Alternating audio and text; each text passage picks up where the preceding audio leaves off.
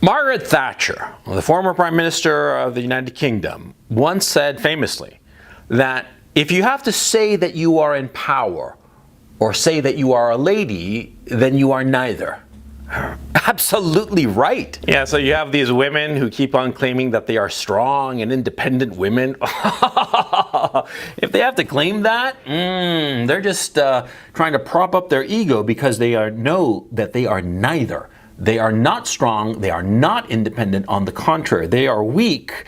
And what's important is who they are dependent on. And that's the kicker, okay? Who they are dependent on, who rules them, who's the person who really is pulling the strings of their lives, yeah? So many of these strong, independent women, they claim that they are fighting the patriarchy or this, that, the other, all kinds of crap, you know, fighting misogyny, blah, blah, blah, blah. What they really are is the finger puppets of political powers, feminism and the left. And these strong, independent women, fools that they are, weaklings that they are, dependent that they are, they don't realize that they are being played. Yeah, because so many of the goals of feminism go counter to what makes women truly happy. So many women think that they want a career. So many women think that they want to be a big shot, CEO, partner at a big time law firm or some crap like that. They don't realize that their inherent nature is pulling them in a completely different direction. These strong, independent women, right? If they were so strong and so independent, they'd be willing to face facts. They would be willing to face facts about themselves and their sex. And they would see the obvious truths that women do not want to compete in careers. Women want to care for children. That's what they really want. And you can see this in the metrics for nursing schools.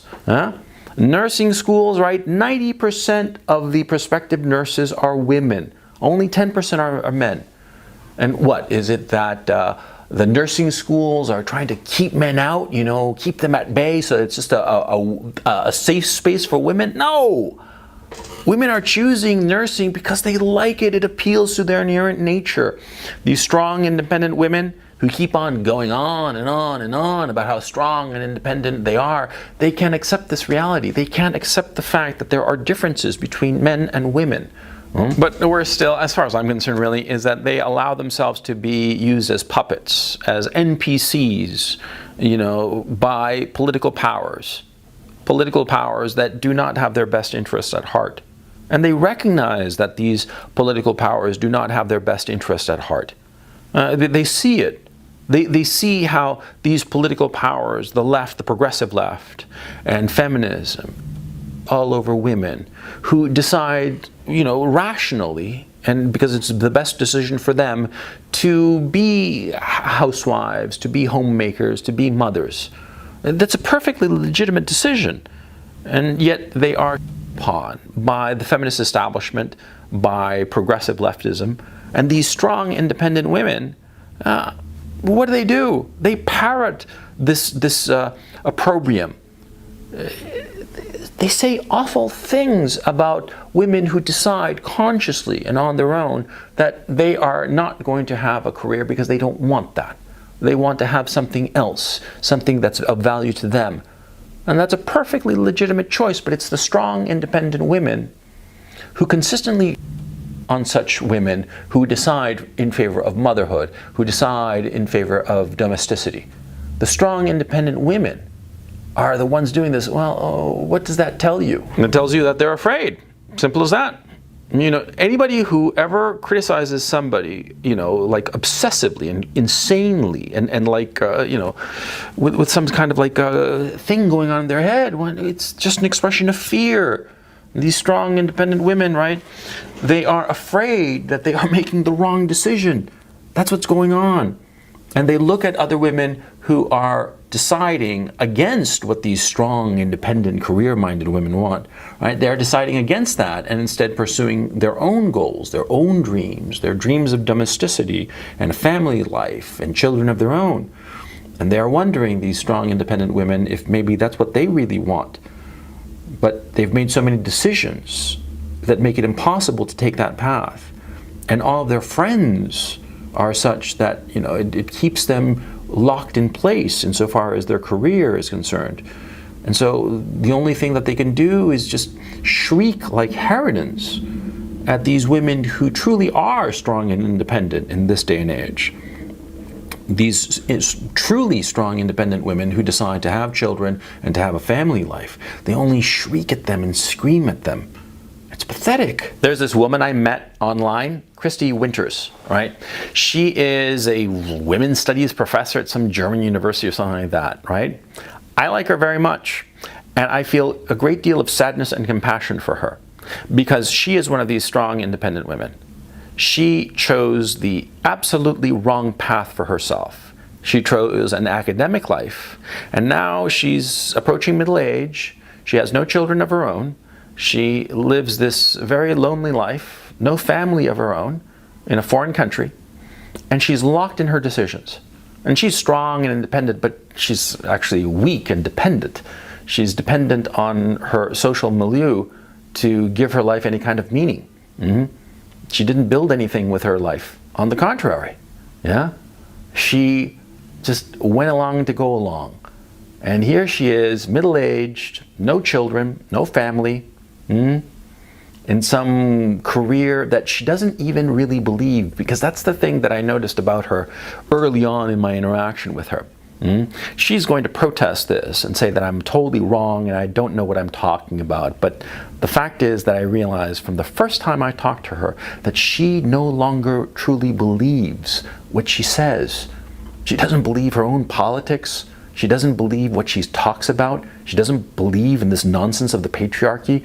And the only reason she's spouting it is because if she were to denounce it and tell the world that she thinks that it's a crock of bullshit, she would lose the precious little things that she has in her life.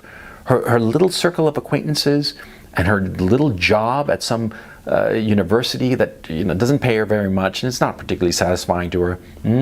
But she realizes that she cannot denounce the nonsense that she no longer believes. She can't, because if she does, she will lose the little life that she has. And she's too old to start over again. Yeah, that's the truth of her. And it's a tragedy. And it's a tragedy I realized the first time I spoke with her. And that's why I've always felt such compassion towards her. And I feel truly sorry for her. I pity her. Because she is trapped in a life that she does not like. A life that she hates. She was strong and independent in her youth, and it took her down a path where she was manipulated by others into making choices and closing doors that she never should have closed. And now she realizes it's far too late, and so she has to stick with this bitterness and this horror of a life that she leads. It's a damn tragedy. And that's just one example, You look at all these strong, independent women, they are all miserable. They are all miserable, and they're all weak. Yeah? They never stood up for themselves. It just makes me sad, It just makes me sad. These women, man, they're talented, they're smart. They got brains, they got drive, they've got energy. It's so misallocated. Just put into the wrong direction, for crying out loud. Strong, independent women.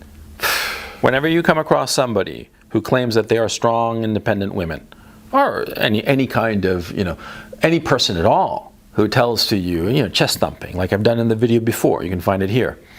Whenever somebody claims to be some good quality, right? You know that they're just lying to themselves, most especially. It's women who lie the most to themselves. Again, another video I did right here. Women lie to themselves much more than men. Yeah? They lie to themselves to soothe themselves. They lie to themselves so they don't have to face the horror of the life that they are living. A horror of a life that they chose, but that they realize retrospectively they were manipulated into choosing. That they were manipulated and maneuvered into making horrible life decisions. And this is the tragedy. The great tragedy of women is that, see, men, we can change directions. We can be going in the completely wrong direction all of our lives, or most of our lives, right? We can be in our 40s and have made horrible decisions. Horrible, right? But we can turn it around. We can turn it around and we can build something of value. A family of our own, with loving children and a loving woman, right? We can do this. It's not easy, of course. It's goddamn hard if you're in your 40s or 50s, right? But you can do it. A woman can't. She crosses 40 and that's the Rubicon. No more family for her. And so many of these strong, independent women, they're past 40.